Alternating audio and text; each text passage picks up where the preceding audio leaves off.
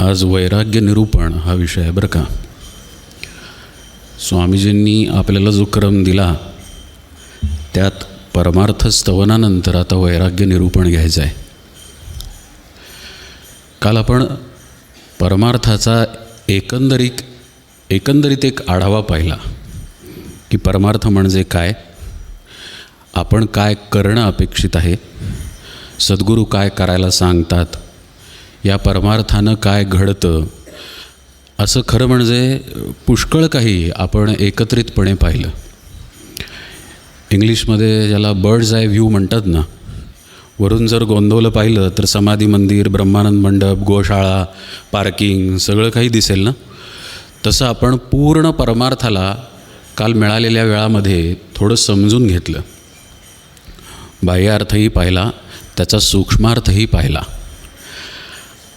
आता कसं आहे, हे शेती असते ना, शेती ते समजून घेण्यासारखं आहे की जमीन कशी असते, मग बी कसं पेरायचं, मग कशी निगा राखायची, कधी त्याला नांगरायचं, कधी खुरपणी करायची, कधी खतं घालायची, कधी पीक येणार, मग शेतकरी कधी पीक घेणार, हा सगळा प्रकार आपण काल पाहिला. आता आजपासून खरं गांभीर्यानं सुरुवात होती आहे समर्थ जो परमार्थ सांगतात तो विवरण करण्याची. आपण सगळं पाहिलं परमार्थ काय आहे वगैरे, त्यामुळं कालच्या एका दिवसात बापरे हे पुष्कळ काही आहे असं वाटायला लागतं. आता सगळं एकत्रित सांगितल्यानंतर तसं होणं स्वाभाविक आहे, पण काही सूक्ष्म बारकावे हे त्याच पद्धतीने पाहावे लागतात, म्हणून त्या पद्धतीनं त्याचं विवरण करावं लागतं. आता जमीन नसेल तर जसं आपण शेती करू शकणार नाही, इथं पेविंग ब्लॉक घातलेले आहेत किंवा इथं टाईल्स आहेत तर इथं पीक उगवून येत नाही. जमीन पाहिजे. आपण जे पीक घेणार, लक्ष देऊन ऐका हां, आपण जे पीक घेणार त्यासाठीची योग्य जमीन पाहिजे. म्हणजे ऊसाला जशी जमीन लागते ना तशी डाळिंबाला चालत नाही. डाळिंबाला मुरमाड जमीन लागते. थोडं शेतीतलं एवढंसं ज्ञान आहे म्हणून. पाणी जर जमीन धरून ठेवत असेल तर ती ऊसाला उत्तम, पण मुरमाड जमीन डाळिंबाला उत्तम. त्या पाणी धरून ठेवणाऱ्या जमिनीमध्ये डाळिंब लावलं तर करपतं. तसंच मुरमाड जमीन ऊसाला चालत नाही. म्हणजे आपण ज्या पद्धतीचं पीक घेणार त्या पद्धतीची जमीन आपल्याला तयार केली पाहिजे. अगदी साधं सोपं आहे हो. आता इथं काही जण आहेत जे मल्टीनॅशनल कंपनीमध्ये काम करतात. एक दोन माझ्या परिचयाचे आहेत, एक दोन परिचयाचे जे बँकेत काम करतात. आता बँकेत काम करण्यासाठी पण शिक्षण लागेल आणि त्या मल्टीनॅशनलमध्ये पण शिक्षणच लागेल ना काम करायला, पण दोन्ही शिक्षणात फरक आहे. तसं परमार्थ स्तवन झाल्यानंतर आपण हे वैराग्य निरूपण पाहणार आहे. म्हणजे आता करायचं काय आहे आपल्याला, तर स्वरूप प्राप्ती करून घ्यायची आहे. हे कालच्या निरूपणात आपण पाहिलं. आपल्याला स्वतःची ओळख करून घ्यायची आहे, भगवंत मिळवायचा आहे, भगवंताला प्राप्त करून घ्यायचं आहे. वेगवेगळ्या भाषेत सांगता येईल किंवा हे जाणून घ्यायचं आहे की आपणच भगवत स्वरूप आहोत. शिवम भूत्वा शिवम यजेत, श्री महाराजांचं प्रवचनातलं वाक्य. हे आपल्याला करायचं आहे. म्हणजे अमक्या ठिकाणी नोकरी करायची असेल तर अमकी तयारी आपल्यापाशी पाहिजे बुवा. तसं जर स्वरूप प्राप्ती करायची असेल तर वैराग्याची कसलेली जमीन पाहिजे. म्हणून आता वैराग्य निरूपण आपण पाहणार आहे. वैराग्य म्हटल्यानंतर जरा धडकी भरते अंगात. बापरे असं वाटतं. म्हणजे कशामध्येच न राहणं, कशामध्येच न गुंतणं, अशा स्वरूपाचे भडक अर्थ आहेत वैराग्याचे, करून घेतलेले बरं का, गैरसमजानं. पण श्री महाराजांना असा कडक वैराग्याचा अर्थ अपेक्षित नाही. श्री महाराजांचं अगदी साधं सोपं वाक्य आहे बरं का, भगवंताच्या प्रेमामध्ये वैराग्याचा जन्म होतो म्हणतात श्री महाराज. असं पहा, एखादी स्त्री गर्भवती राहिली ना की जोपर्यंत तिला माहीत नसतं की गर्भधारणा झालेली आहे तोपर्यंत तिचं वागणं, मानसिकता सगळं काही सामान्य असतं. ज्या क्षणी तिला कळतं की गर्भ राहिलेला आहे त्या क्षणी तिचं संपूर्ण जीवन, सगळे विचार, सगळं चित्त त्या बाळापाशी जाऊन थांबतं. आता नवरा, सासू, आई, वडील कुणीही इतकं महत्त्वाचं नाही जितकं ते पोटातलं बाळ महत्त्वाचं आहे. आता ते महत्त्वाचं झाल्यानंतर त्याचा परिणाम म्हणून असं घडतं की बाकी सगळ्या गोष्टी कमी महत्त्वाच्या ठरतात. हे शब्द फार लक्षपूर्वक ऐका बरं का. एक महत्त्वाचं ठरल्यामुळं बाकी सगळ्या गोष्टी आपोआप कमी महत्त्वाच्या ठरतात, होतात, केल्या जात नाहीत. श्री महाराज अतिशय सुंदर, अतिशय सोपं पण तितकंच महत्त्वाचं तत्त्वज्ञान सांगतात की वैराग्याचा प्रयत्न करायचा असत नाही. वैराग्य यावं लागतं भगवंताच्या प्रेमातून. म्हणजे अशी जबरदस्त जमीन कुणी पाहिली असेल तर कळेल की ती जमीन पाहण्यामध्ये पण त्या शेतकऱ्याला एक प्रकारचं सुख असतं. काळीभोर असते, एकदम तुकतुकीत रंग असतो, म्हणजे तयार आता पीक येण्यासाठी. तसं वैराग्यपूर्ण आपण पाहिजे. आपण म्हटलं पहा, शुकासारिखे पूर्ण वैराग्य ज्याचे. आता समर्थांची गोष्ट निराळी हो, आणि ब्रह्मानंद महाराजांची गोष्ट निराळी, ज्यांच्यापाशी असं वैराग्य आहे. श्री महाराज समर्थ फरक नाहीच आहे, पण आपण ते जे सांगतात त्या उपदेशावरून वैराग्याचा अभ्यास करायचा आहे, समजून घ्यायचं आहे की कसं वैराग्य गरजेचं आहे. एक गोष्ट महत्त्वाची ठरली, बाकी सगळ्या गोष्टी गौण आपोआप झाल्या. ती पैलटकरीण असेल किंवा आणि दुसरं तिसरं बाळ असेल, पण एकदा बाळ आहे म्हटल्यानंतर संपलं, बाकी सगळं गौण झालं. आता इथे आपली अडचण आहे. अडचण अशासाठी आहे की आपल्याला सगळे स्थूलातले अनुभव येतात, आणि ते चुकीचंही नाही. जीवन जगायला, व्यवहार करायला स्थूलातले अनुभव आवश्यक आहेत. कळलंच पाहिजे ना. हाताला स्पर्श झालेला कळलं नाही तर आपला हात भाजला आहे का कोणी कापला आहे कळणार नाही. हे इंद्रियाचं ज्ञान जीवन जगायला योग्यच आहे, पाहिजेच. पण त्यानं घडतं काय, तिथे आपण लिप्त होऊन जातो, आसक्त होऊन जातो, आणि त्या परिणामांना आपण सत्यता द्यायला लागतो. पहा ना, बाळ पोटात आलेला आहे आता, हा स्थूलातला अनुभव आहे, सूक्ष्मातला आहे का? भगवंताचा अनुभव नाही हा. किंवा हातामध्ये पैसा आलेला आहे, हा स्थूलातला अनुभव आहे, भगवंताचा अनुभव नाही. पैसा म्हणजे 10, 50, 500 रुपये असतील फार तर फार आजच्या काळामध्ये, तर इतकं कोणी महत्त्व देणार नाही. पण समजा 50 कोटी रुपये असतील तर कॅशमध्ये, ते जर असतील घरामध्ये ठेवलेले, तर दुसरीकडं चित्त लागणार नाही. सगळं तिथेच गुंतून राहील की कसे राहिलेत बाबा, नीट राहिलेत ना. त्या पैशाचा अनुभव दृश्यामार्फत आपल्याला येतो आहे. त्या गर्भाचा अनुभव दृश्य असल्यामुळं त्या आईला येतो आहे. मग तिला बाकीच्या गोष्टी गौण करणं किंवा तिच्या दृष्टीनं गौण होणं हे आपोआप घडून येतं, सोयीचं आहे ते. आता हे परमार्थात कसं घडायचं? आली ना अडचण. कारण भगवंताचं प्रेम इतकं यायला पाहिजे की बाकी सगळ्या गोष्टी गौण झाल्या पाहिजेत. शास्त्रामध्ये वैराग्याची व्याख्या अशी आहे की देहासंबंधी, म्हणजे देहात जोपर्यंत आहे तोपर्यंत देहासंबंधीचे सगळे भोग आणि मृत्यूनंतरचे सगळे परलोकातले भोग, या भोगांबद्दलची संपूर्ण अनिच्छा, अनासक्ती म्हणजे वैराग्य. हा शास्त्रीय अर्थ झाला. आज मितीला याचा आपल्याला काय उपयोग आहे? परमार्थ मार्गामध्ये श्री महाराजांचे आपण असताना या घडीला या वैराग्य व्याख्येचा काय उपयोग आहे आपल्याला? तर भगवंताशिवाय अन्य काहीही नको, भगवंताशिवाय अन्य काही मला प्रिय नाही, भगवंताशिवाय अन्य कुणीही माझं नाही, अशी वृत्ती बनायला पाहिजे आपली. तर तिथं वैराग्य आहे. आणि इथे आपली अडचण पण आहे. ही समजते व्याख्या आपल्याला, पण जगायला अडचणीला येते. त्याचं कारण भगवंत दृश्य नाही आहे. जसं ते बाळ दृश्य असल्यामुळं महत्त्वाला येऊ शकतं, भगवंत येऊ शकत नाही. मग त्यासाठी पहिली पायरी आहे सद्गुरूंचा सहवास.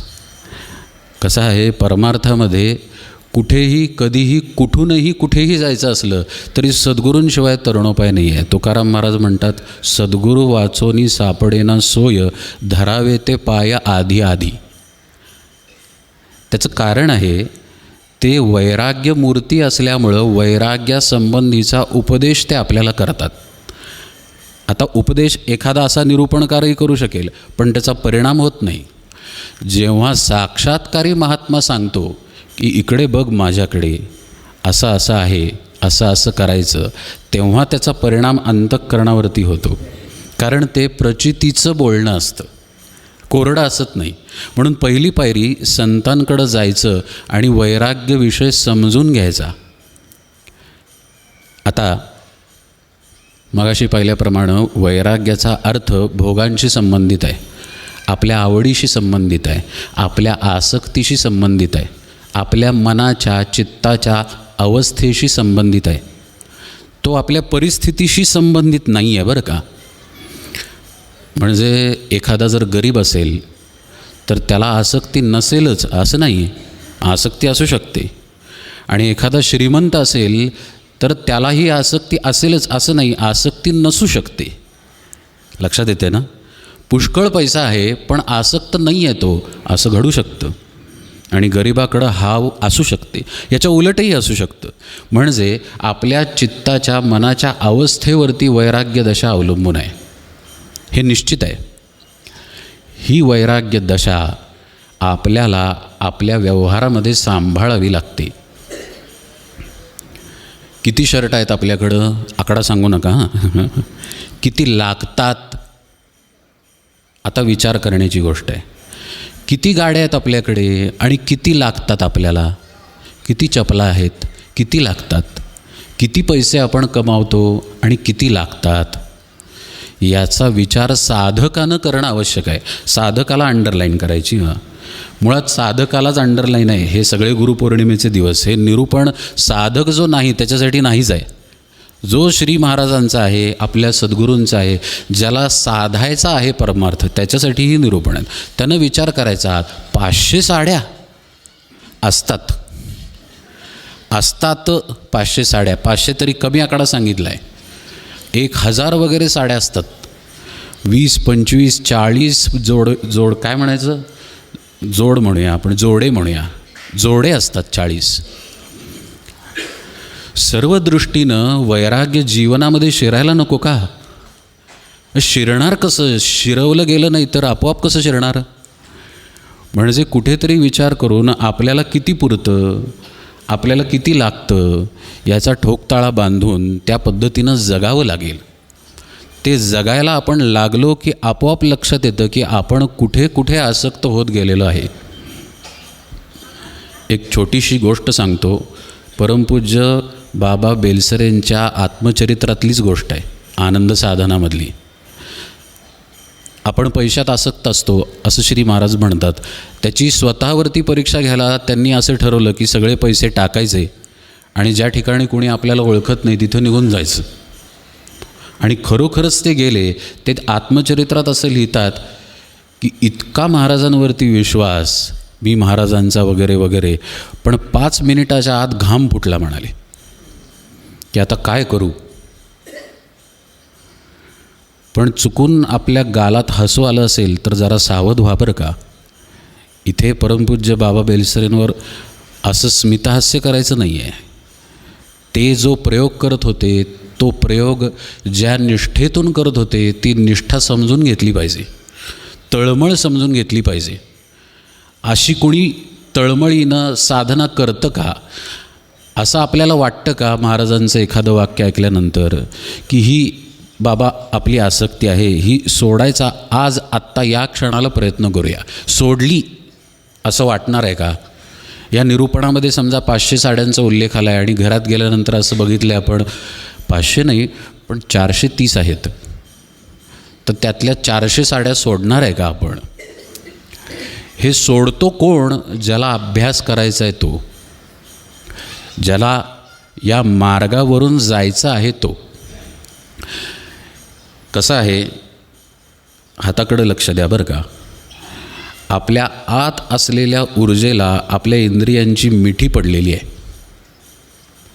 अशी इंद्रियांबरोबर मिठी पडलेली आहे. इतके एकाकार झालेले आहेत दोघे की तिथं वेगळेपण आहे हे आपल्या लक्षात येत नाही. त्यामुळं जिथं आपण इंद्रियांनी आसक्त होतो तिथंच आपण मनानंही आसक्त होतो. जिथं मनानं आसक्त होतो तिथंच इंद्रिया पण आसक्त व्हायला जातं. थोडा सूक्ष्मात चालला विषय, पण हळूहळू जाऊया. असं पहा, आपल्यासमोर आत्ता मिसळ नाही, इंद्रियांना दिसत नाही आहे, म्हणजे स्थूल इंद्रियांना. आपल्या आत जी इंद्रिय आहेत ना त्यांना अंतःकरण म्हणतात. मन, चित्त, बुद्धी, अहंकार याला अंतःकरण म्हणतात. किंवा मन, चित्त, बुद्धी, अहंकार, अंतःकरण असं मिळून अंतःकरण पंचक म्हणतात. ही आतली इंद्रिय. आणि डोळे वगैरे ही बाहेरची इंद्रिय. आता डोळ्यांना मिसळ दिसत नाही आहे, पण मन मिसळीचं चिंतन करू शकतं. मिठी पडल्यामुळं घडतं काय, मनातलं चिंतन मनन स्थूल इंद्रियांना मिसळीकडे घेऊन जातच. आणि याच्या उलट पण घडतं. आत्ता काही ध्यानीमनी नाही आहे तो पदार्थ खायचा, पण मित्रांनी हातावर आणून ठेवला, खाल्ला. पहिल्यांदा इंद्रियांच्या अनुभवाला आला, पण तो अनुभव आत साठवला गेला. मग मनानं त्याचं मनन चालू केलं. छान होता हो पेढा, असं मन म्हणतं अर्ध्या तासानं. अजून चव रेंगाळते आहे. अशी ही आपल्यात मिठी पडलेली आहे. म्हणजे आसक्तीला इथून सोडायचं असेल तर ही मिठी आधी सैल झाली पाहिजे. आता यात विषय जो आहे बाहेरचा तो स्थूल आहे. म्हणजे मिसळ असेल, पेढा असेल, तो स्थूल विषय आहे. इंद्रिय पण स्थूल आहे. ज्या हातात तो पेढा येतो, ज्या जिभेवरती तो जातो, हे सगळं स्थूल आहे. मन मात्र सूक्ष्म आहे, चित्त मात्र सूक्ष्म आहे. इंद्रियांच्या सापेक्ष बरं का, आत्म्याच्या सापेक्ष मनसुद्धा स्थूलच आहे. या बाह्य इंद्रियांच्या सापेक्ष मन सूक्ष्म आहे. आता इथे गंमत अशी आहे, सर्व सृष्टीमध्ये पंचमहाभूते आणि त्रिगुण यांचा पसार आहे. त्यानंच ही इंद्रिय बनलेली आहेत, त्यानंच तो पेढा पण बनलेला आहे. आपल्याला पर्याय नाही. स्थूल इंद्रियांना विषयांपासून लांब ठेवता येत नाही. आलं लक्षात? आलं का? विषयांपासून आपला देह आणि स्थूल इंद्रिय लांब राहू शकत नाही. म्हणजे तिथं स्थूल इंद्रियांकडं मिठी सोडवण्याचा उपाय संपला. काही करू शकत नाही आपण. अगदी मनुष्य निर्वस्त्र जरी बसला तरी त्याला जमिनीचा स्पर्श होईलच. स्पर्श तो टाळू शकणार नाही. आलं लक्षात? त्यामुळं आता आतली इंद्रियच शिल्लक राहतात. जिथं काही उपाय केला तर आपली स्थूल इंद्रियांबरोबरची मिठी काय होईल? सैल होईल. सैल झाली की भोगांमधली आसक्ती आपोआप कमी होईल. पहा, परमार्थ हे शास्त्र आहे, बोल घेवडं नाही आहे. हे शास्त्र उपनिषदांमध्ये आहे, भगवद्गीतेत आहे, ज्ञानेश्वरीत आहे, एकनाथी भागवतात आहे, समर्थांनी सांगितलेल्या दासबोधासारख्या ग्रंथात आहे. शास्त्राला सत्यता येते जेव्हा ते शास्त्र अनुभवून ते सत्य आहे हे पण ठसलं गेलेलं असतं आणि ते ठसवून पुन्हा सांगितलं गेलेलं असतं. आपण पहिल्या दिवशी पाहिलं आहे शास्त्रप्रचिती, गुरुप्रचिती. तसं असं केल्यानंतर विषयांमधली आसक्ती कमी होते. हे शास्त्र शुद्ध विवरण आहे. आता मग या मनाला, चित्ताला करायचं काय की ज्यानं त्याची स्थूल इंद्रियांकडे असलेली मिठी सैल पडेल. वाक्य परत बोलतो बरं का. आता या मनाचं, चित्ताचं करायचं काय ज्यानं याची स्थूल इंद्रियांपाशी असलेली मिठी सैल पडेल. हे ऐकायला आणि समजायला जड जातं. साध्या भाषेत सांगायचं झाल्यास आता काय करायचं ज्यानं आपण पेढ्याचं चिंतन करणार नाही. म्हणजे त्या ठिकाणी दुसरा विषय आणून ठेवावा लागेल जो तितक्याच तीव्रतेनं चिंतन करून आपल्यामध्ये आत सामावून घ्यावा लागेल. याला भगवंताच्या नामाशिवाय दुसरं शस्त्र नाही, त्रिभुवनात नाही. भगवंताच्या नामामध्ये सद्गुरूंची आठवण आहे, आपल्या स्वरूपाची आठवण आहे, आपण देह नाही याची आठवण आहे, आपण आत्मा आहोत याची आठवण आहे. आणि एवढ्या सगळ्याबरोबर आणखी एक अलौकिक गोष्ट आहे नामामध्ये, आणि ती म्हणजे भगवंताचं प्रेम. हे प्रेम नामामध्येही मिळतं आणि सद्गुरूंच्या केवळ सहवासामध्ये पण मिळतं. आपण श्री महाराजांचं मगाचं वाक्य पाहिलं. श्री महाराज म्हणाले की भगवंताचं जर प्रेम असेल तर वैराग्य आतून येतं, त्या प्रेमातून वैराग्य आलं पाहिजे, असं श्री महाराजांचं म्हणणं आहे. या प्रेमाचा उपाय मन, चित्त, बुद्धी याच्यावरती केला पाहिजे. म्हणून मनाला आणि चित्ताला जो प्रेमाचा उपाय आहे तो लावला पाहिजे. म्हणजे काय तर नामस्मरण. हे सद्गुरूंकडं जाऊन शिकून घ्यावं लागतं, तर अंगामध्ये वैराग्य बाणतं, आपोआप येतं. या समासामधल्या सुरुवातीच्या जर ओव्या पाहिल्या तर सुरुवातीला समर्थांनी एक प्रकारे कान उघाडणीच केली आहे. बघा ना, संसार म्हणजे महापूर, माझी जळचरे अपार, डंखू धावती विखार, काळ सर्प, आशा ममता देही बेडी, सुसरी करिता ती तडातोडी, वगैरे वगैरे. पुढे पहा, काम मगर मिठी सुटेना, तिरस्कार लागला तुटेना, मद मत्सर ओहटेना, भुली पडिली. अनेक प्रकारांनी समर्थांनी आपले डोळे उघडायचा प्रयत्न केला आहे की अशी तुझी एकंदरीत अवस्था आहे. समर्थ म्हणतायत हां, तर या अवस्थेतून सावध हो. आता सावध व्हायचं कशासाठी आणि हा उपदेश केला कशासाठी? आपण मनाचा आणि चित्ताचा अभ्यास पाहतोय, पण अभ्यासच आहे ना. काय काका, निवांत करूया की. समजा आज अभ्यास केला नाही तर बँकेतले कुठे जात आहेत? 5 पैसे जात नाहीत. आज नामस्मरणाला बसलो नाही तर काही फरक पडत नाही. असं आपलं जीवन आहे ना आजचं, बरोबर ना? आपण घेतो निष्ठेनं नाम, पण नाम घेतलं नाही तर काही फरक पडत नाही जीवनात, अशी तऱ्हा झालेली आहे. म्हणून समर्थ कान उघाडणी करतायत आपली की नाही, येच क्षणी मरोनी जासी, तरी रघुनाथासी अंतरलासी, माझे माझे म्हणतोसी अरे मूर्खा. समर्थ म्हणतात सगळं ठीक आहे, अभ्यास करता येईल, पण काळ कुठे ठरलेला आहे की भरपूर वेळ दिला आहे बाबा तुला, 50 वर्ष निरूपण समजून घे, नंतर 50 वर्ष भोग आणि मग 50 वर्ष अभ्यास कर. असं नाही आहे. देहाला मर्यादा आहे इथे थांबायची. जोपर्यंत नरदेह आहे तोपर्यंतच आपल्याला स्वहित साधून घ्यावं लागेल.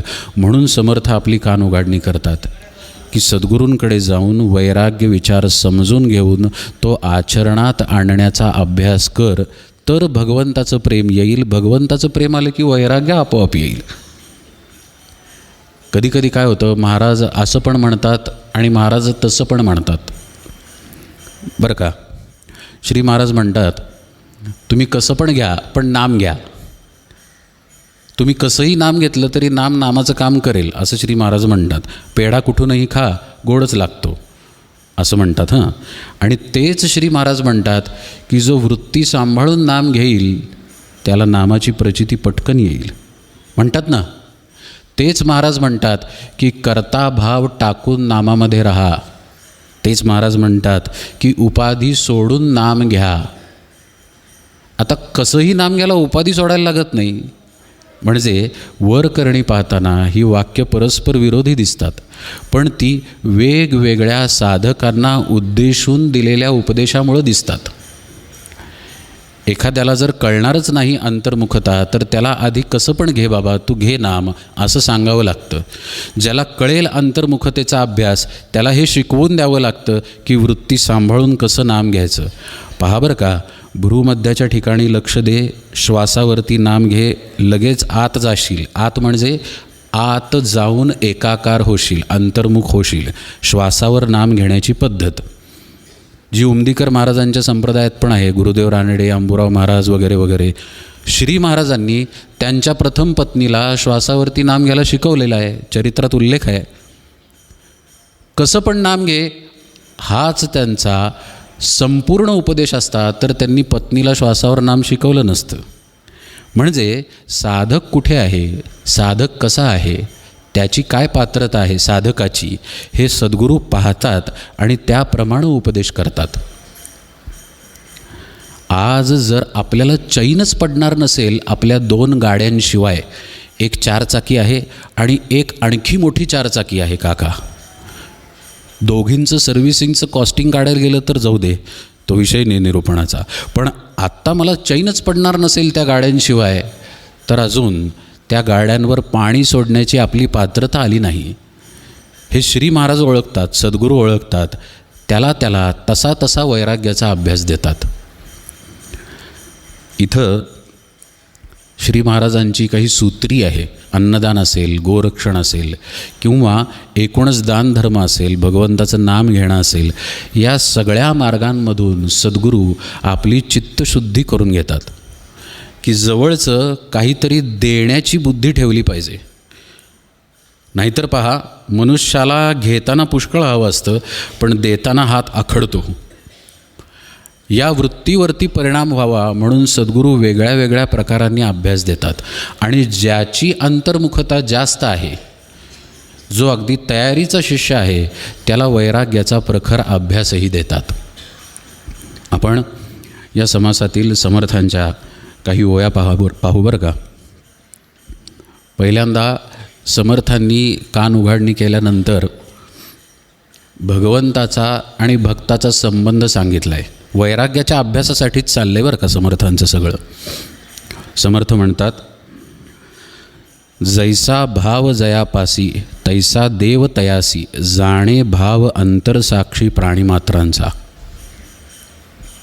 ज्या पद्धतीचा भाव तुझ्यामध्ये आहे त्याच पद्धतीनं भगवंत तुला त्याच भावाचा प्रतिसाद देईल.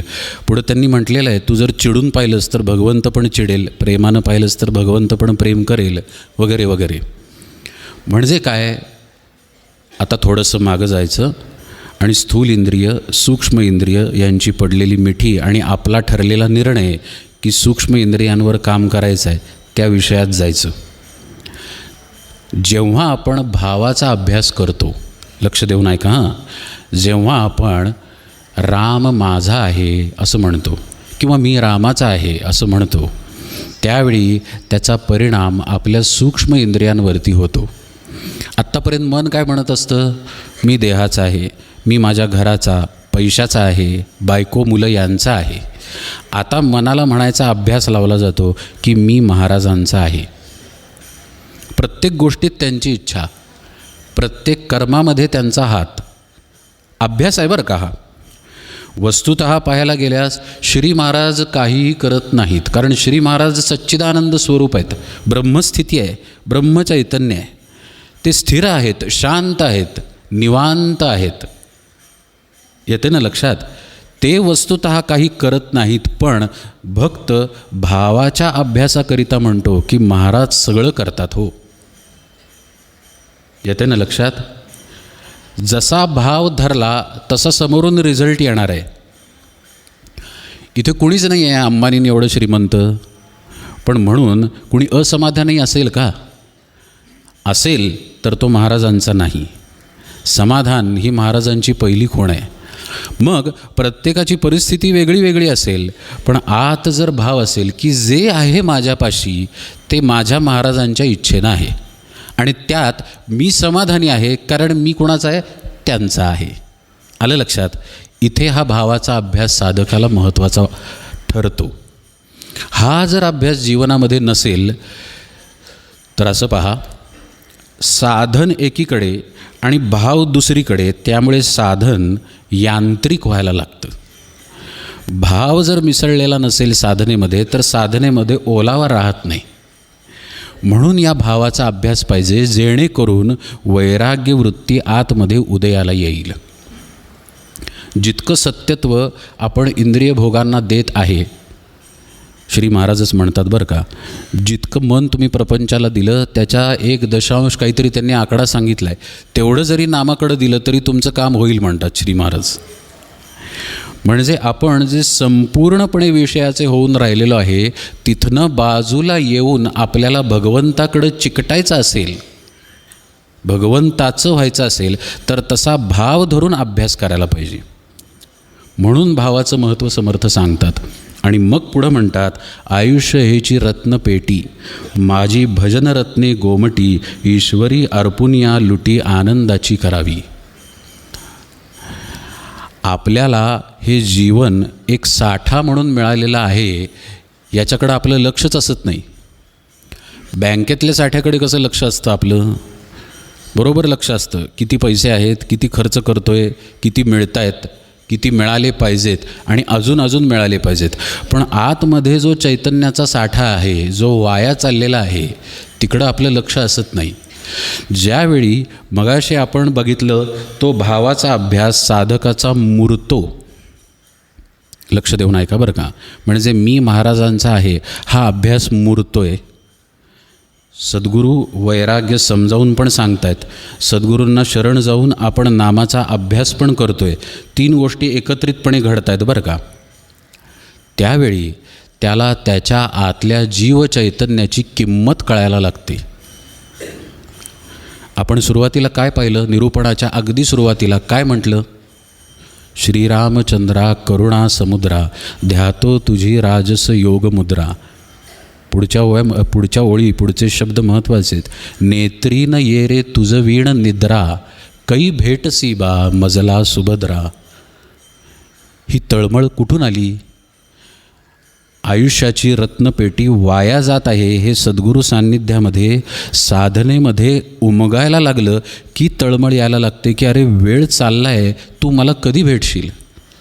अनुदिन अनुतापे तापलो रामराया परम दीनदयाळा निरसी मोहमाया अचपळ मन माझे नावरे आवरिता.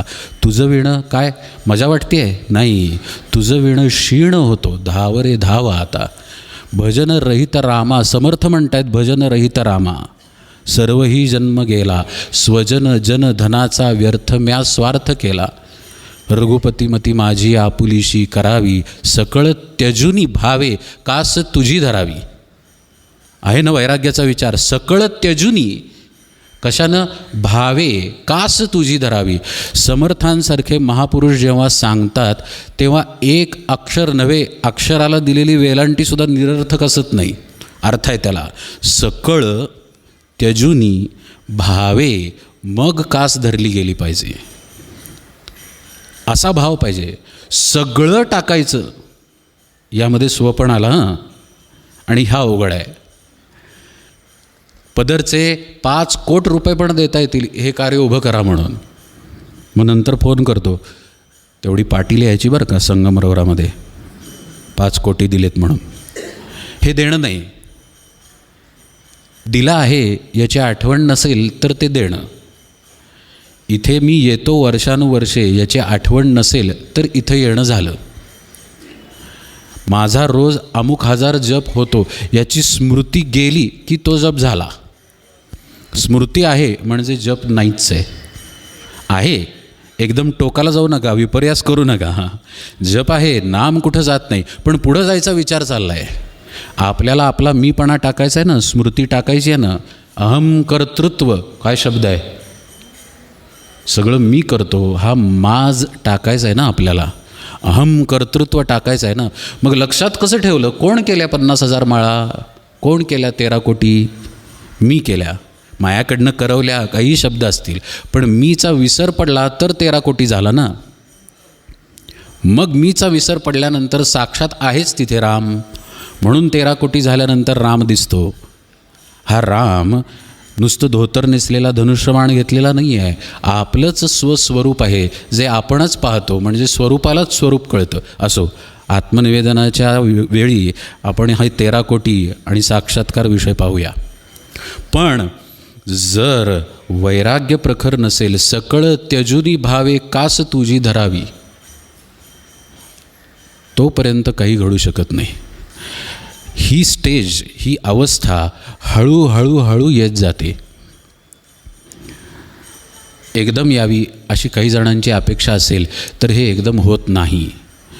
साधनेमध्ये कुठलीच गोष्ट एकदम होत नाही. गुरुदेव रानडे म्हणतात, it is a long long long process, असं गुरुदेव रानडेंचं वाक्य आहे.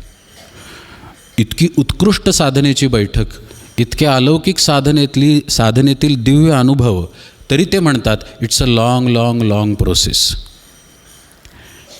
म्हणजे काय? तर आपल्याला या मार्गावरती दीर्घकाळ राहायचं आहे आणि दीर्घकाळ हे संस्कार करवून घ्यायचे आहेत स्वतःवरती. आणि सहवासामध्ये सामर्थ्य आहे. आता ज्यांचं अरेंज्ड मॅरेज झालेलं आहे लग्न, त्यांना हा दृष्टांत लगेच कळेल. काहीही परिचय नसतो लग्नाच्या आधी, काही महिन्यांचा परिचय होतो, साखरपुडा होतो. मग नंतर काही वर्षांनी असं काय घडतं की हिचं औषध ह्यालाच माहिती आहे, ह्याचं औषध हिलाच माहिती आहे, पान हलत नाही हिच्याशिवाय किंवा याच्याशिवाय. हे सहवासानं घडतं. आपण कशाचा सहवास करतो हे परमार्थामध्ये महत्त्वाचं आहे. लक्ष देऊन ऐका. इथं जर वैराग्य विचाराचा सहवास केला तर वैराग्य दृढ होणार आहे. समर्थजी तळमळ दाखवतात, कै भेटसी बा मजला सुभद्रा. ही तळमळ आज आपल्यामध्ये नाही, कारण आपण तेवढा भगवंताचा सहवास केलेला नाही. म्हणून तो सहवास सद्गुरुपदिष्ट साधना देते, भगवंताचं नाम देतं. पण सद्गुरूंनी सांगितल्याप्रमाणे ती साधना केली गेली पाहिजे. कसंही घेतलं तर चालतं आहे म्हणून टी व्ही बघत बघत आपण 50 वर्ष जरी नाम घेतलं तरी काही उपयोग होणार नाही. सद्गुरू सांगतात, वेगवेगळ्या वेळी सांगतात की कसं घ्या, कसे शांत व्हा, कसे आत वळा, नामामध्ये स्वतःला विसरा. हे घडलं पाहिजे, हे घडलं पाहिजे. थोडा वेळ का होईना घडलं पाहिजे. कसं आहे, एक महाराजांचं प्रवचन चालू होतं तर एक बाई म्हणाल्या की अहो हे सगळं भगवंताला तुम्ही आपलं माना वगैरे सगळं ठीक आहे, पण ते महाराजांना जमलं हो. महाराज वेगळे होते, मारुतीचा अवतार होते, आम्ही सामान्य लोक आहे, असं ती बाई म्हणाली. ती बाई होती शालेय शिक्षिका, 2री ते 7वी का 8वी क्लासेस घ्यायची. म्हणलं अहो बाई, तुम्ही 4थीतल्या एका मुलाला घरी जाऊन एक काम करायचं, सुई उभी ठेवायची बरं का. काय काका, सुई उभी ठेवायची, त्या सुईवरती बोट टेकवायचं, त्या बोटावरती उलटं व्हायचं आणि मग पाढेपाठ करायचे. असा अभ्यास द्याल का 4थीतल्या मुलाला? म्हणाल्या काय बोलताय तुम्ही, त्याला जेवढं जमणार पेलणार तेवढंच देणार ना. म्हणलं आपल्यासारख्या एक किंचित व्यक्तीला कळतं समोरच्याला काय पेलतं ते त्याला द्यावं, तर श्री महाराजांना कळत नसेल की आपल्याला काय अभ्यास द्यावा. त्यामुळं श्री महाराज जे सांगतात त्याच्यावरती अकलेचे तारे तोडू नयेत, तर्कवितर्क करू नयेत. हे आपल्यासाठी सांगितलेलं आहे म्हणून आपल्यापुढे आहे, आणि आपल्यापुढे आहे हे आपण ऐकायला बसलो आहे, हे श्री महाराजांच्या योजनेशिवाय शक्य नाही आहे. त्यामुळं जे ऐकायला येतं आहे त्याच्यामध्ये वितर्क न करता ते आचरणात कसं आणता येईल याचा अभ्यास करावा. कारण ज्यांना सगळं कळतं आहे त्यांनी ते सांगितले की हे तुला जमेल. आपल्याला ब्रह्मानंद महाराजांनी जसा जप केला मग सगळीकडनं नाग आले तसा जमणारच नाही आहे. त्यांनी सांगितला पण नाही आहे आपल्याला तसा करायला. आपल्याला सांगितलं आहे समाधानात राहा, प्रपंचामध्ये सगळं कर पण भगवंताला विसरू नको. घास घेताना त्याची आठवण ठेव. काय अवघड आहे याच्यामध्ये? काय होतं मगाशी? शिरा, शिराच होता ना. हो, शिरा गोड आहे, पण ती गोडी कळायच्या आधी भगवंताची गोडी आपण मिळवली पाहिजे. म्हणजे आधी नामाची गोडी ठेवायची, मग शिऱ्याची गोडी आत घ्यायची. आधी त्या गोडीला स्पर्श करायचा, मग आमटी भात खायचा. कळतंय का? विनोबा भावे एके ठिकाणी म्हणतात की सुखदुःख होणारच की.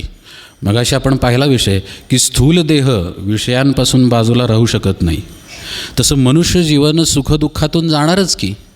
स्वामी स्वरूपानंदसुद्धा म्हणतात संतालाही दुःख होतं पण त्याचा परिणाम होत नाही म्हणतात. विनोबा भावे म्हणतात सुखदुःख का नाही होणार? आई गेल्यानंतर वाईट वाटणार, जरूर रडावं, पण आधी भगवंताची आठवण यावी मग रडावं. मूल झालं आनंद होणार 100%, पण आधी भगवंताची आठवण यावी मग आनंद व्हावा. किती सुंदर आहे पहा. हे महाराजांनी आपल्याला जगायला शिकवलं आहे. आपल्याला पचेल तितकाच अभ्यास दिलेला आहे. अभ्यासाचा परिणाम स्वरूप म्हणून लक्षणं समोर येतात. लक्ष देऊन ऐका. जी स्त्री गर्भारशी आहे, 8 महिन्याची आहे, ती जर म्हणायला लागली माझं पोट सपाट आहे, तर ते किती विपरीत आहे. जिचं पोट सपाट आहे तिला 8 महिन्याचा गर्भ नाही ना.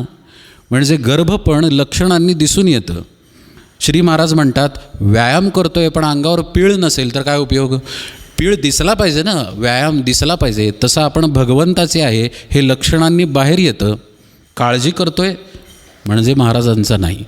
असमाधान आहे, तळमळ आहे, नाही, महाराजांचं नाही. मत्सर वाटतोय दुसऱ्याबद्दल, ह्यालाच ही सेवा मिळती, ही सेवा मला मिळाली तर, म्हणजे आपण महाराजांचे नाही. याचा अर्थ असा की साधनेचे प्रयत्न वैराग्याच्या लक्षण रूपानं बाहेर यायला पाहिजेत, आणि ते येतात बरं का, आपोआप येतात. म्हणजे जो तळमळीनं सद्गुरुपदिष्ट साधनेमध्ये लीन झालेला आहे, बुडून गेलेला आहे, तो अस्ताव्यस्त भोग भोगताना दिसणारच नाही. परिणामच आहे वैराग्याचा की साधन त्या ठिकाणी स्थिर होतं आहे, म्हणून वैराग्य वृत्ती वरती येते आहे. म्हणून श्री महाराज म्हणतात की वैराग्याचा प्रयत्न करू नका, नामाचा प्रयत्न करा. नामाच्या साधनेच्या प्रयत्नानं भगवंताचं प्रेम येईल. भगवंताचं प्रेम आलं की काय, एक भगवंत महत्त्वाचा, बाकी सगळं गौण होईल, आपोआप वैराग्याचा उदय होईल. असं पहा, आज सूर्य उगवला का? तुमचं काय मत आहे? उगवलेला आहे, ठीक आहे, आज सूर्य उगवला बरं का. पण तो उगवत असताना मी पश्चिमेकडं घोंगडं घेऊन बसलेलो होतो तोंड करून. मित्र मला म्हणाला सूर्य उगवला आहे, सूर्य उगवला आहे. पण मी म्हणायला लागलो मला दिसत नाही, मला दिसत नाही. गरज फक्त आहे मान वळवण्याची, सन्मुख होण्याची. जिकडं तो उदय होतो तिकडं सन्मुख झालो आपण की आपोआप कळतं सूर्य आहे, कुणीही सांगावं लागत नाही. तसं वैराग्यवृत्ती अंतरामध्ये उत्पन्न झाली की आपोआप बुद्धीमध्ये आत्मविचार दृढ होतो की अहम आत्मा, आत्मस्थिती निश्चयाची हेची दशा मोक्षश्रीची, अहम आत्मा हे कधीची विसरू नये समर्थ म्हणतात. आपण हे काहीच नाही आहे. मनात येणारे विचार, दिसणारं दृश्य, त्याचा येणारा अनुभव, हा देहसंबंधी, यातलं काही आपण नाहीच आहे. ही गोष्ट तेव्हा बुद्धीमध्ये दृढ व्हायला लागते जेव्हा वैराग्य प्रबळ होतं. एकीकडं सूर्याला सन्मुख होणं आहे आणि एकीकडं प्रकाश पडणं आहे. दोन्ही गोष्टी एकाच वेळी घडणार ना, का वेगळ्या वेगळ्या वेळी घडणार? ज्यावेळी सूर्याला सन्मुख होणार त्याच वेळी प्रकाशाचा अनुभव आहे ना. तसं वैराग्यवृत्ती सद्गुरुपदिष्ट साधनेमध्ये उदयाला येते बरं का. समर्थ म्हणतात, कैचे तारुण्य, कैचे वैभव, कैचे सोहळे हावभाव, हे सकळही जाण माव माईक माया, येच क्षणी मरोन जासी तरी रघुनाथासी अंतरलासी, माझे माझे म्हणतोसी म्हणून या, तुवा भोगिल्या पुनरावृत्ती, ऐसी माये बापे किती, स्त्री कन्या पुत्र होती लक्षान लक्ष, कर्मयोगे सकळ मिळाली एके स्थळी जन्मास आली, ती तुवा आपुली मानिली कैसिरे पडत मूर्खा. अभ्यास देतात वैराग्याचा आणि खडबडून जाग करतात. जाग का करावं लागतं माहिती आहे का? कारण कितीही अभ्यासू विद्यार्थी आला ना तरी त्याला पेंग येते.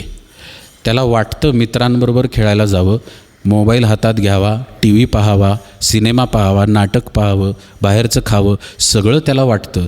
त्याला जागं करावं लागतं की हा तुझा अभ्यास आहे, इकडं जाऊ नको बरं का. तसं सद्गुरू जागं करतात की इथे अभ्यासामध्ये लक्ष दे, कारण आयुष्य मर्यादित आहे, ते संपणार आहे. ते संपायच्या आत तुझं हित साधून घे, तरच आपोआप तूच परमात्मा आहेस हे तुला कळेल. तुझं नव्हे शरीर, तेथे इतरांचा कोण विचार, आता एक भगवंत साचार धरी भावार्थ बळे. समर्थांचा उपदेश म्हणजे काय? प्रत्येक पायरीवरती सावधानता, अभ्यास, पाय घसरत असेल तर परत सावधानता, परत अभ्यास, हे सततचं चक्र साधकाच्या जीवनामध्ये पाहिजे. जेव्हा आपण नामाला समर्पित जीवन जगतो तेव्हा ती समर्पितता अंतःकरणापासून असेल तर तिचा परिणाम अंतःकरणावर होणार. नाहीतर विषयाच्या ठिकाणी समर्पित आणि देह मात्र भगवंताच्या साधनेमध्ये, अशाने आपल्या अंतःकरणावर परिणाम होऊ शकत नाही. वैराग्य म्हणजे तरी काय आहे? जो विषय भोग परमात्मप्राप्तीच्या आड येत नाही. काय? जो विषय भोग परमात्मप्राप्तीच्या आड येत नाही पण सीमेमध्ये भोगला जातो तो वैराग्याच्याही आड येत नाही. असं विषयात राहणं वैराग्याच्या आड येत नाही. जसं श्री महाराज म्हणतात, तुम्हाला एक पत्नी आहे पण त्या पत्नीशी तुम्ही एकनिष्ठ असाल तर तुम्ही ब्रह्मचारी असल्यासारखंच आहे. श्री महाराजांचं वाक्य आहे. भडक वैराग्य गरजेचं नाही, तिकडची आसक्ती निघाली पाहिजे.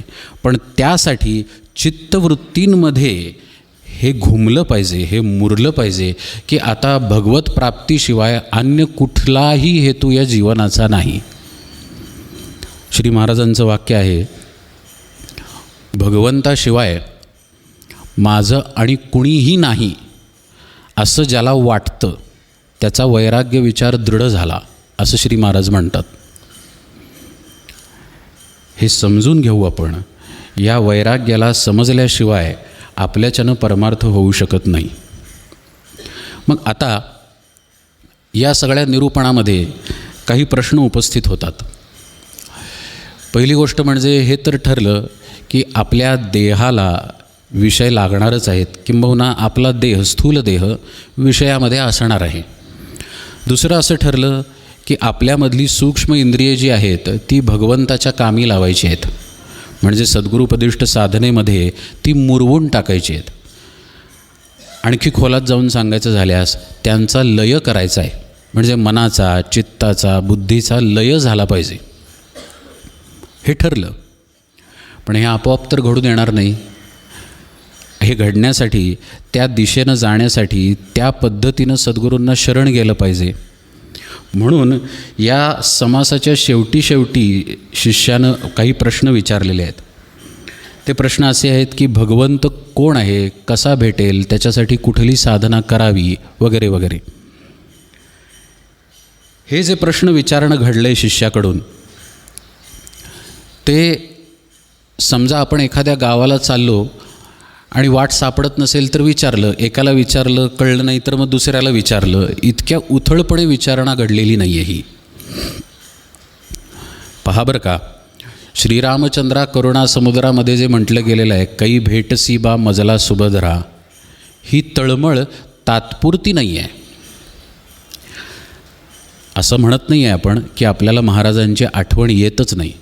महाराजांची आठवण येते, पण जशी भाऊसाहेब केतकरांना यायची, जशी ब्रह्मानंदांना यायची, तशी अजून येत नाही आहे. तशी यायला पाहिजे. ती तीव्रता पाहिजे आठवणीमध्ये भगवंताच्या.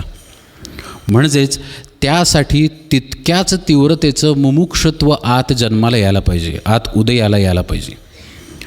मुमुक्षत्वाची आग भडकावी किंवा निखारा असेल तर त्याला हवा दिली जावी. म्हणून समर्थांनी ही वैराग्य लक्षणं त्या साधकाला सांगितलेली आहेत जो साधक या सद्गुरुपदिष्ट मार्गावरती आहे. की हे पेटावं आतून की आता मला सांगा तुम्ही, भगवंत कुठे आहे, भगवंत कोण आहे, मला तो कसा मिळेल, म्हणजे आता राहावत नाही आहे. अशा स्थितीला आल्यानंतर समर्थांनी नंतर नवविधा भक्तींना स्पर्श केलेला आहे. आधी वैराग्य निरूपण आणि मग नवविधा भक्तींचा विषय, असा क्रम दासबोधामध्ये गेलेला आहे. आता या वैराग्याला एक गोष्ट अत्यंत आवश्यक आहे आणि ती म्हणजे विवेक. साधन चतुष्टयामध्ये विवेकानंतर वैराग्य येतं. आपण बघतोय वैराग्य निरूपण, पण विवेक नसेल तर ते वैराग्य कसं आहे, लटका आहे. आणि वैराग्य नसेल तर विवेकही लटका आहे. एकाशिवाय दुसरं लटका आहे. पण हा विवेक काय करायचा आणि आणायचा कसा?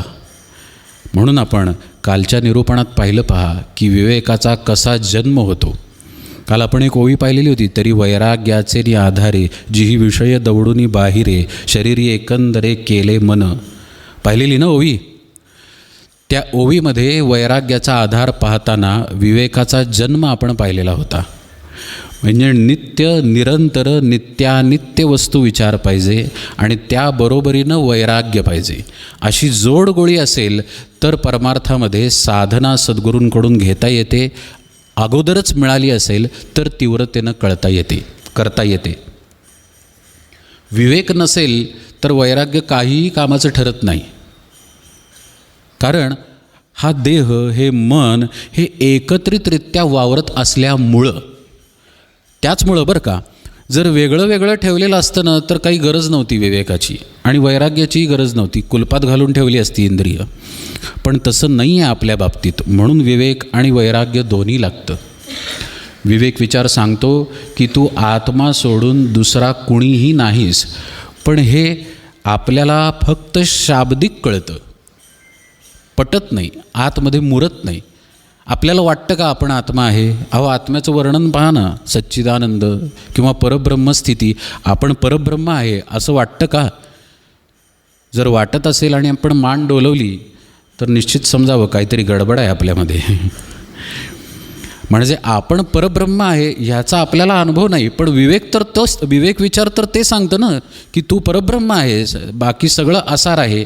म्हणजे आपण ब्रह्म आहोत, आपण देहा मनाच्या व्यतिरिक्त आहोत, या जाणीवेमध्ये साधकाला जावं लागतं, तर विवेक विचार आत उदयाला येतो.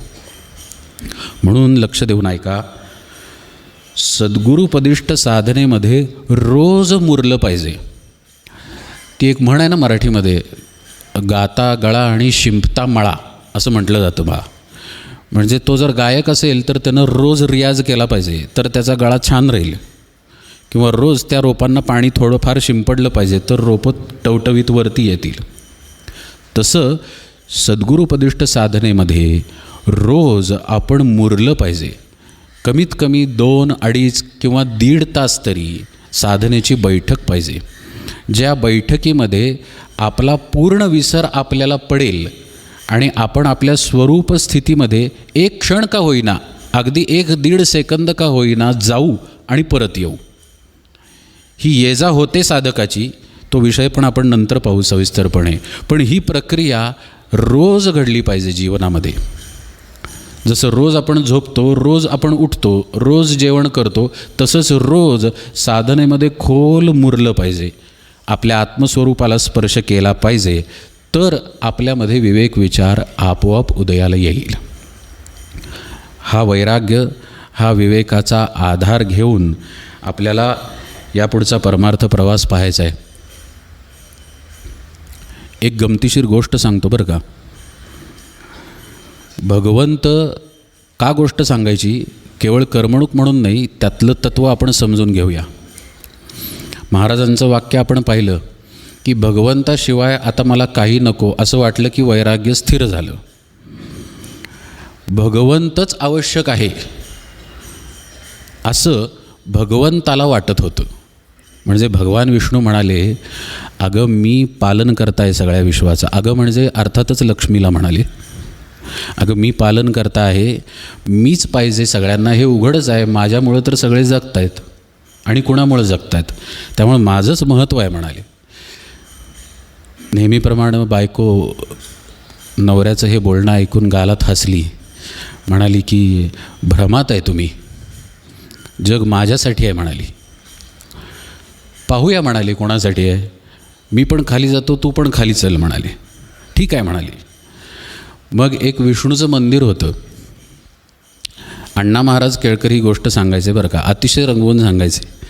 तितकी रंगवत नाही, त्यांच्यासारखं सांगताही येणार नाही. पण एका विष्णूच्या मंदिरामध्ये भगवान विष्णू कीर्तन करायला उभे राहिले आणि प्रत्यक्ष विष्णूच कीर्तन करायला आलेत. अर्थात ते चतुर्भुज स्वरूपात आले नव्हते, पण विष्णूच आलेले होते ना, त्यामुळे ते मोहक असणारच. त्यांचं कीर्तन ऐकायला हे गर्दी जमली तिथं. प्रत्यक्ष विष्णूसमोर उभं राहून कीर्तन करतायत आणि इतकी गर्दी रोज होती आहे की काय विचारायची सोय नाही.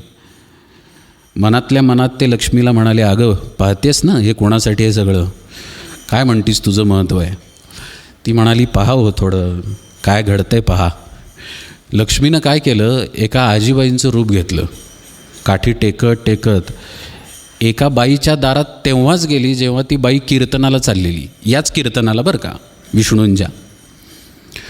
माई म्हणाली काहीतरी जेवायला दे, 4 दिवसाची भुकेली आहे वगैरे वगैरे. ती बाई म्हणाली, अगं आत्ताच कशाला आलीस, आत्ता मी बुवांच्या कीर्तनाला चालली आहे. लक्ष्मी म्हणाली, हेच शिकवलं आहे का बुवानं तुझ्या? दारात कुणी आलं तर माघारी पाठवायचं. मग झाली पंचायत तिची. ती म्हणाली, बरं ठीक आहे, बस इथे थोड्याशा लाया आहेत कालवून देते, तेवढ्या खा आणि पटकन मला मोकळी कर, म्हणजे मी जायला रिकामी. ठीक आहे, मी तुला मोकळीच करायला आली आहे असं लक्ष्मी म्हणाली. ती आत गेली, पटकन लायाचं पीठ कालवलं दगडीमध्ये, दूध वगैरे टाकलं, बाहेर आणून ठेवलं. ही दगडी पटकन खा. दगडी म्हणजे ते मोठा दगडाचा असं वरवंटा टाईप असायचा तसलं बरं का. तर ती म्हणाली हो खाते खाते, तोपर्यंत मी आतली आवरावर करते असं म्हणाली. सगळं नीट ठेवायला पाहिजे म्हणून आत निघून गेली. लक्ष्मीबाईंनी सगळ्या लाया खाल्ल्या. खाऊन झाल्यानंतर लक्ष्मीनं फक्त दगडी हातानं सरकवली. सरकवल्या ती दगडी सोन्याची झाली, पूर्ण दगडी बरं का. आणि ही निघून गेली. ती बाहेर आली बाई आणि तिला सोन्याची दगडी दिसली. आता सोन्याची आहे म्हटल्यानंतर ती नीट दास्तानी ठेवायला पाहिजे म्हणून दास्तानी ठेवायला गेली. ह्या सगळ्या गडबडीत तिला कीर्तनाला जायला उशीर झाला. आता नेहमी वेळेत येणारी, नेहमी ठरलेल्या जागेवर बसणारी आज आली नाही म्हटल्यानंतर कुठे होतीस. मग हिने सांगितलं कोणाला सांगू नको, पण असं झालं. कोणाला सांगू नको असं झालं म्हटल्यानंतर ते कर्णोपकरणी गेलं. कर्णोपकरणी गेल्यानंतर प्रत्येक बाई घरामध्ये थांबायला लागली की तुम्ही पण थांबा म्हणायची नवऱ्याला. समजा ती बाई जात असेल तर तिला धरून आणा म्हणायची, पण ती इथंच आली पाहिजे. थोड्या दिवसांनी असं घडलं की भगवान विष्णूंसमोर भगवान विष्णूच कीर्तन करायला, बाकी कोणीच नाही. म्हणजे आपल्या जीवनामध्ये काय महत्त्वाचं आहे तर हे पैसा, सुबत्ता, आपला आराम, आपले भोग हे सांभाळून आपल्याला परमार्थ ठीक आहे. यानं वैराग्य वृत्ती उत्पन्न होणार नाही. तुकाराम महाराज म्हणतात पोट भरल्यावरी बोलू नये गोष्टी, भ्रम अन्न पोटी घेऊ नये. तुकाराम महाराजांचं स्पष्ट परखड सांगणं आहे. पोट भरल्यावर परमार्थ सांगू नका. तिथं चिमटा बसला पाहिजे, आकडा वळला पाहिजे. परमपूज्य बेलसरे महाराज म्हणतात की प्रतिकूल परिस्थितीमध्ये सुद्धा श्री महाराजांवर निष्ठा असेल, नाम होत असेल तर ते खरं नाम आहे म्हणतात. असं काही प्रतिकूल असो अनुकूल असो आपल्याकडनं नामस्मरण घडावं, सद्गुरुपदिष्ट साधनेमध्ये आपण लीन व्हावं अशी श्री महाराजांच्या चरणी प्रार्थना करूया. या वैराग्य निरूपणानंतर आपण श्रवण निरूपण पाहणार आहे, श्रवण भक्ती पाहणार आहे. त्याचं कारण असं आहे, मगाशी पाहिल्याप्रमाणे वैराग्य विचार जेव्हा समर्थांकडनं कळला त्यावेळी शिष्य इतका अस्वस्थ झाला, इतका तळमळायला लागला भगवंतासाठी की हा कोण आहे, कुठे आहे, कसा असतो, मला कसा मिळणार, मी काय उपाय करू, काय साधना करू. त्याच्यानंतर समर्थ भक्ती प्रकार सांगायला लागले की अशा प्रकारांनी त्याची प्राप्ती करून घेता येते. म्हणजे उद्या श्रवण निरूपण ऐकायला येताना मनानं रिकामं होऊन यायचं, बुद्धीनं चित्तानं रिकामं होऊन यायचं, तर्क बरोबर घेऊन यायचे नाहीत. आणि आजपर्यंत 3 दिवसात जे सांगितलेलं आहे ते लक्षात ठेवून इथं परत यायचं. म्हणजे श्रवण निरूपणात किंवा श्रवण भक्तीमध्ये समर्थांना काय नेमकेपणानं सांगायचं आहे आपल्याला कळेल. जानकी जीवन स्मरण जय जय राम.